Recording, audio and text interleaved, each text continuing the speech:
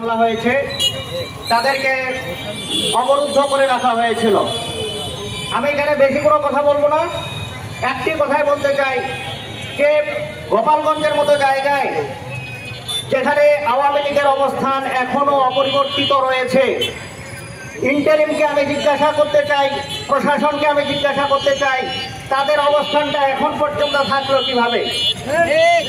আমরা শুধুমাত্র গোপালগঞ্জে নয়, সারা বাংলাদেশেই এখনো প্রকাশ্যে আওয়ামী লীগের অবস্থান অপরিবর্তিত রয়েছে। তারা শুধুমাত্র গোপালগঞ্জে আজকে সুযোগ পেয়েছে, আমাদের বিপ্লবীদেরকে অবরুদ্ধ করতে সক্ষম হয়েছে। সেই অবস্থা সারা বাংলাদেশে এখনো চলমান রয়েছে। সুযোগ পেলেই আমাদেরকে আক্রমণ করা হবে। আমাদেরকে এখন সচেতন হতে হবে। আমাদের প্রশাসনকে জ্ঞাত করতে চাই যে আপনারা এখনো কি দেখে আছেন? আওয়ামী লীগ বাংলাদেশে যে পরিমাণ নৈরাজ্য ফ্যাসিবাদ কায়েম করেছে, 2000 নিরীহ মানুষকে হত্যা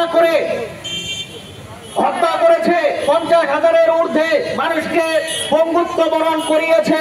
সেই আওয়ামী লীগকে এখন পর্যন্ত বাংলাদেশে প্রকাশ্যে চলাফেরার সুযোগ আপনারা কিভাবে দেন? আপনাদের কাছে প্রশ্ন রাখতে চাই।